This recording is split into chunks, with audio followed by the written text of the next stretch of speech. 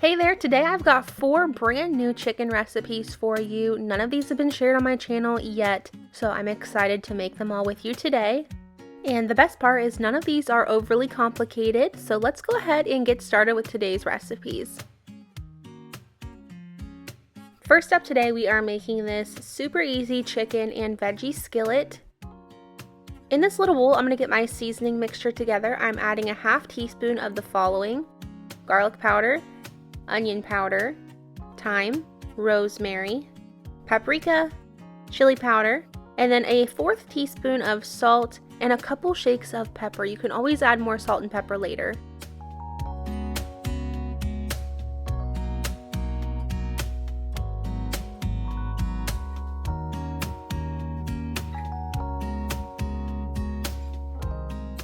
For this recipe, you can honestly add any veggies that you want to. For myself today, I'm adding about half of a yellow onion that I'm slicing, 1 zucchini that I cut the ends off of, cut in half, and now I'm slicing it into half moons. I did leave the skin on, but you can cut it off. And I'm also using 1 head of broccoli. This one was not too big, and I'm going to cut these florets into smaller pieces. I'm just adding them in here so that I can take them over to the sink and thoroughly wash them.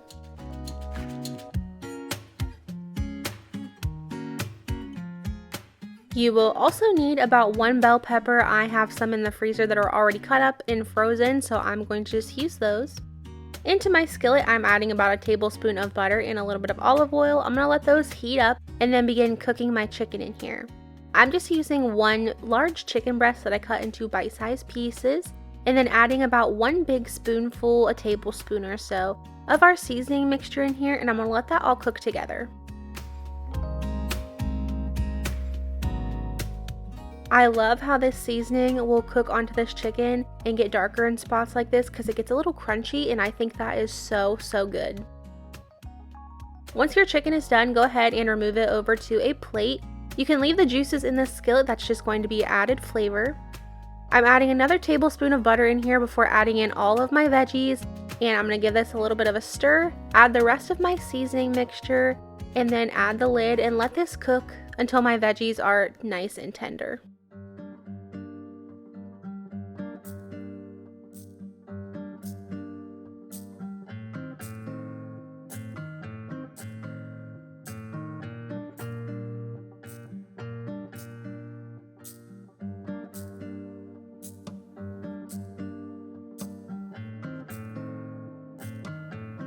I do not like when my vegetables are crunchy, so I let mine get really tender, and for me that took about 12, maybe 15 minutes. But if you enjoy the crunchiness, then I would just cook it for a little bit less time.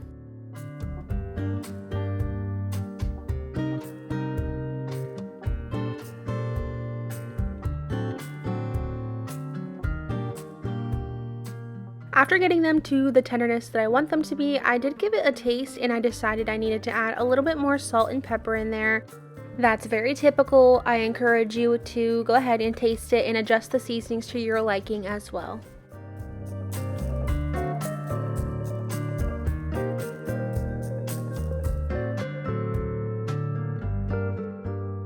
Once your veggies are tender and to your liking, you can go ahead and add your chicken back in there. Make sure you get all the chicken juices and then give that a really good stir together.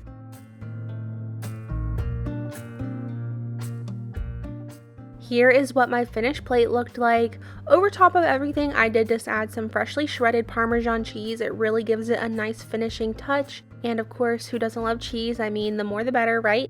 So this is what it looked like, and honestly, this is so filling. You would not think it'd be filling with all the vegetables, but it really truly is, and definitely one of my summer favorites. Up next, I think this is such a kid-friendly meal. We're gonna make these baked chicken tacos. I'm starting by preheating my oven to 400 degrees, and then over to my skillet, I'm gonna get my pound of ground chicken started.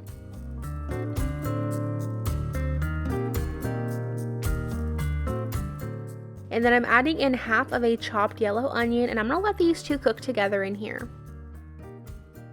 Using ground chicken is a great way to change up your taco night. It definitely changes the flavor a little bit, and if you don't like to eat red meat, then this is a great option for you as well. Next, I'm adding 1 can of diced tomatoes with green chilies. Leave the juices in there because the taco seasoning will absorb it. I'm adding in about 4 tablespoons of taco seasoning, or you can just use 1 packet of taco seasoning if you have the packets. I do add a little extra taco seasoning than most, I feel like. Maybe I'm wrong, but I like to make sure that the tomatoes are nicely flavored as well. Next, into a 9x13 baking dish, I'm just taking my 12 hard taco shells. You want to try to line them up the best you can. They're not going to stand up until you fill them, so just get them in there the best you can for right now. And then once you do, go ahead and start adding your taco filling into each of your tacos.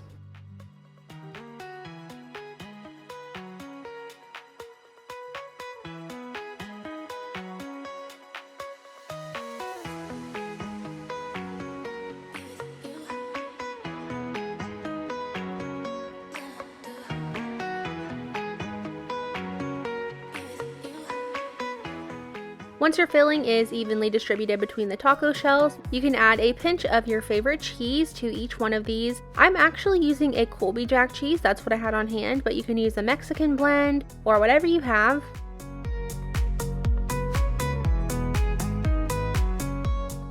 Now that my cheese is on, these are going in the oven for about 6-7 minutes to melt the cheese and get those shells a little bit more crispy.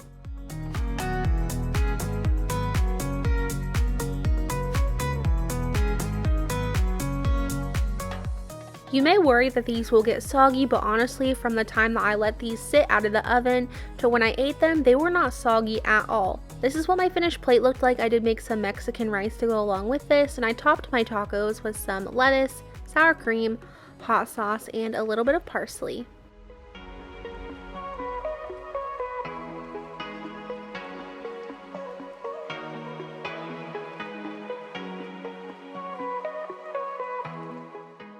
Next, we're making a summertime favorite, a grilled barbecue bacon burger. These are so good and so easy to make. I'm starting with 2 chicken breasts. I'm just cutting mine into thinner pieces. The 1 chicken breast I had was pretty thin, so I just cut it in 2. And then this other one I had a thinner end, and then the other half that was thicker, I sliced in half. After getting the chicken cut up, I did go ahead and pound this chicken out just a little bit to help even it out and also help make it a little extra tender.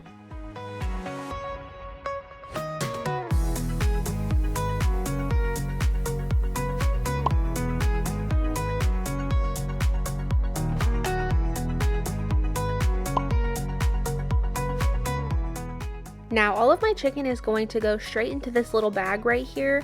We are going to marinate this for most of the day. First, I'm going to add about a teaspoon of this Kinder's barbecue blend in here. And then after that, you'll need your favorite barbecue sauce. I like to use this sweet and smoky, no sugar added barbecue sauce. And I'm going to add about a 1/4 cup to a 1/2 cup of barbecue sauce in here. When I close the bag, I'm going to squeeze out most of the air and then get this mixed up really well. This is going to sit in my refrigerator until we're ready to cook it later this afternoon.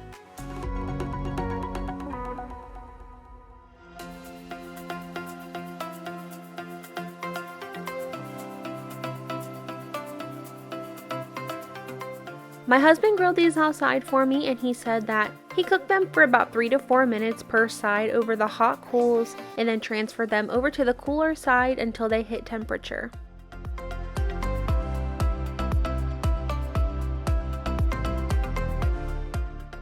To top these burgers off, we added a couple slices of bacon along with a slice of aged white cheddar. And if you want to, you can add extra barbecue sauce on this and red onion, but I did not want to do that for myself this evening. And we just ate these on some brioche buns with some fruit and pasta salad. My husband said this was his favorite meal of the week. We're going to make these chicken Parmesan subs.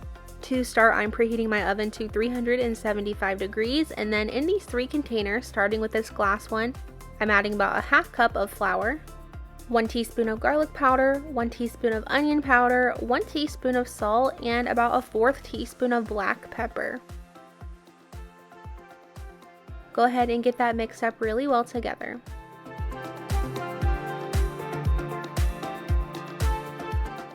In your next bowl, you're going to add 2 eggs, and I'm also going to add about a tablespoon of milk.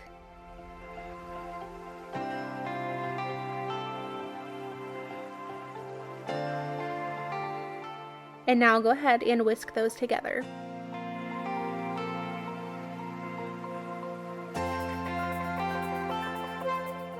In my final container over here, I am adding about 1.25 cups of panko breadcrumbs. Also into the panko breadcrumbs, I'm going to add about 1/2 cup of grated Parmesan cheese with about 2 teaspoons of Italian seasoning. I'm going to take my fork and just kind of break up those pieces of Parmesan and get this mixed together really well.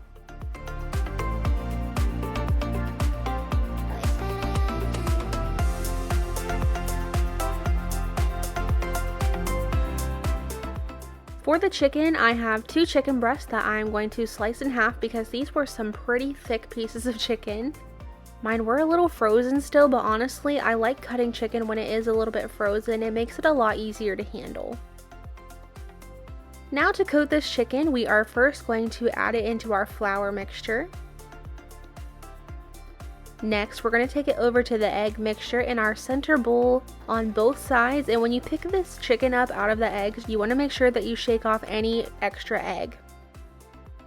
Next, take it over to your panko breadcrumb mixture. Make sure you really pat that panko breadcrumb coating onto your chicken on both sides, and make sure you hit the surrounding edges as well.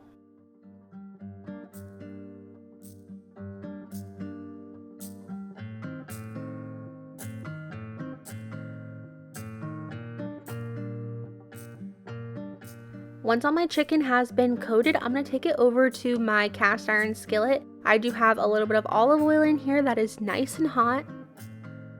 I'm going to brown this chicken up on both sides. It's going to take about 2 to 3 minutes on a medium-high heat. And then after that, it's going to go into the oven, so you don't need to worry about cooking it all the way through. It'll finish in the oven.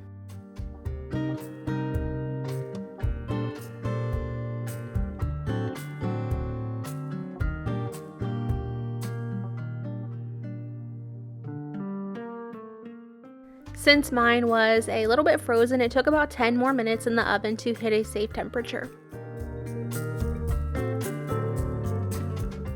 While the chicken is in the oven, I'm going to be getting my buns ready, and these were actually not the buns that I ordered from the store. They were a substitution. These are actually sausage rolls, and they're a lot smaller than I was expecting. So you'll see later I had to cut my chicken in half to make them fit on these. That's okay, it all worked out fine.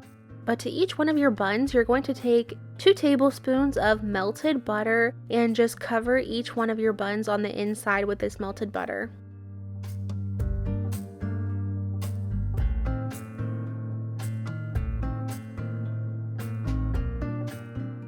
If your butter is unsalted, then you'll want to make sure that you add a little bit of salt on here as well, but mine was already salted, so I didn't really worry about that.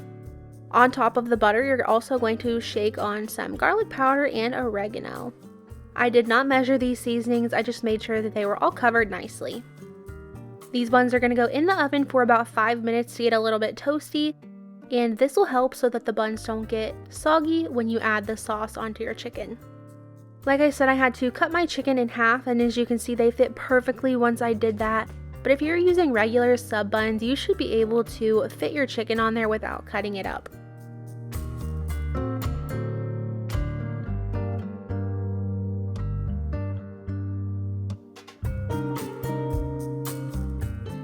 Once I have all my chicken on the buns, I'm going to go ahead and spoon over some marinara. I'm adding about 2 big spoonfuls to each piece of chicken.